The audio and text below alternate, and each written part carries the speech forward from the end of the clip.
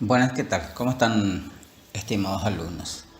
Hoy nos convoca un tema de mucha relevancia social, de mucha importancia, porque abarcaremos, mejor dicho, el control social. Veremos en qué consiste, su importancia, cómo lo internalizamos, el conflicto, las sanciones, los mecanismos y tipos de mecanismos, entre otros temas. Empecemos con la definición.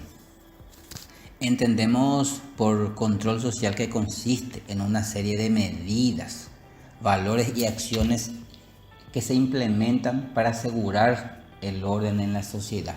De hecho que en una sociedad organizada necesitamos evidentemente una serie de mecanismos de control social.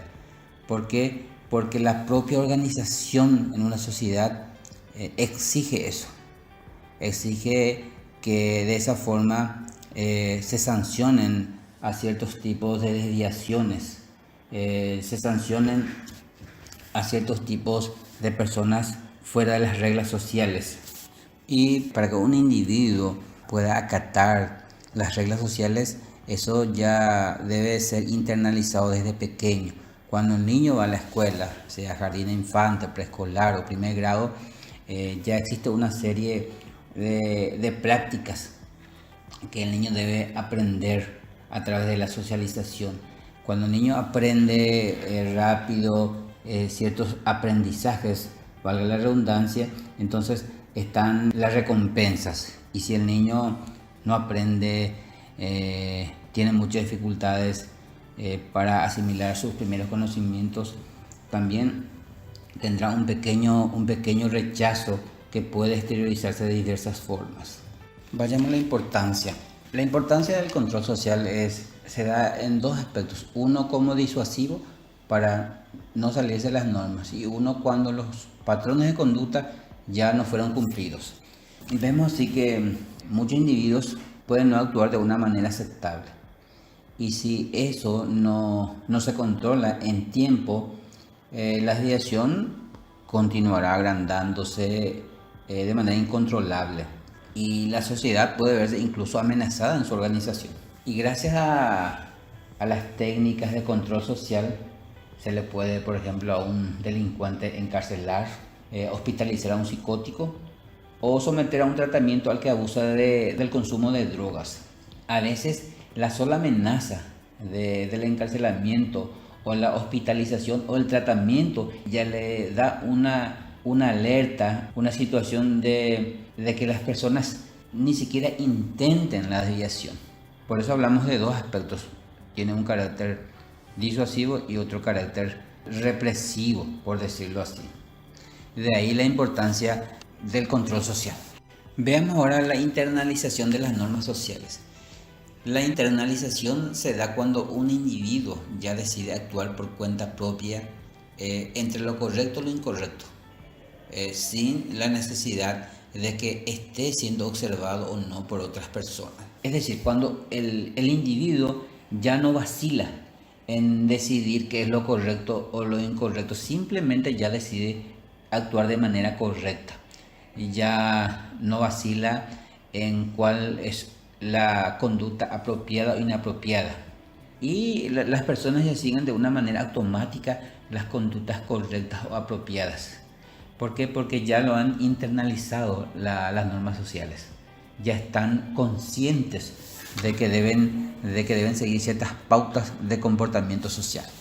Dentro del control social también suceden conflictos de normas. Y esto se da cuando a causa de que el individuo pertenece a varios grupos, que es ya una característica bastante asidua en una vida urbana industrial, podemos decirlo así.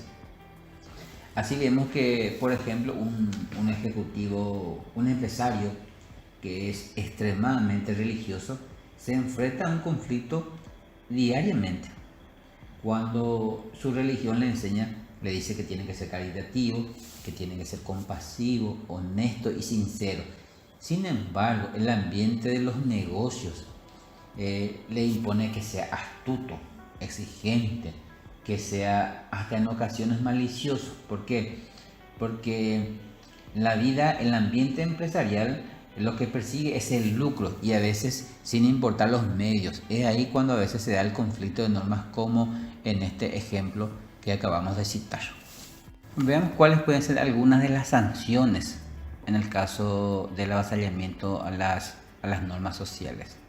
Nos dice que cada sociedad desarrolla o desarrolló, por supuesto, un sistema de recompensas y castigos para estimular a los miembros a respetar las normas sociales. Tenemos dos tipos de sanciones, principalmente las positivas y las negativas. Las positivas, por ejemplo, son las recompensas que nos dan cuando actuamos respetando las normas sociales. Veamos algunos ejemplos más concretos. Entre las sanciones positivas pueden ser la aceptación por el grupo, la gratitud, la promoción en el trabajo, el incremento salarial, que es muy importante como algo positivo, recibir un premio, ser nominado a una beca, entre otros. Por otro lado tenemos las sanciones negativas, que son los castigos que se nos aplican cuando violentamos o no respetamos las normas. Y entre los ejemplos de las normas, de las sanciones, mejor dicho, negativas, tenemos la prisión, la cárcel, la pérdida en el rango, el ostracismo. El ostracismo es cuando nos dejan en un rincón, ¿verdad? En cuanto a los mecanismos de control social, tenemos dos tipos: los formales y los mecanismos informales.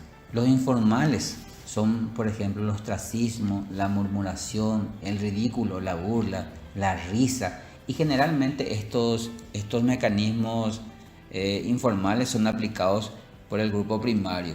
Entendemos por el grupo primario la familia, los amigos, el grupo laboral. O sea que son sanciones, son mecanismos más bien de carácter moral, podríamos decirlo así. Ahora, después están los mecanismos ya formales, que son aplicados por las instituciones del Estado.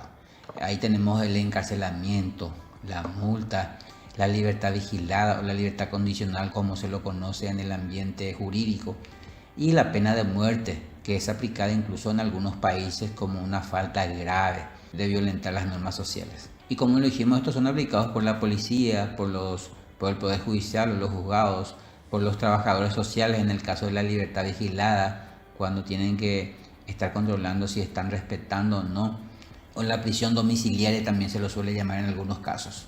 Y ya como último punto tenemos la reforma social y el control social. Esto sucede cuando se proponen reformas sociales para ejercer o aumentar el control social, y por supuesto a menudo hay cierta resistencia por un grupo de la sociedad. Y esto se da porque la gente quiere seguir actuando en la forma ya acostumbrada, porque las reformas siempre de por sí traen cierta resistencia, porque implica adecuarse a una nueva manera de actuar, de comportarse y de conducirse. Fue un gusto compartir un tema más con ustedes y Dios mediante, hasta pronto.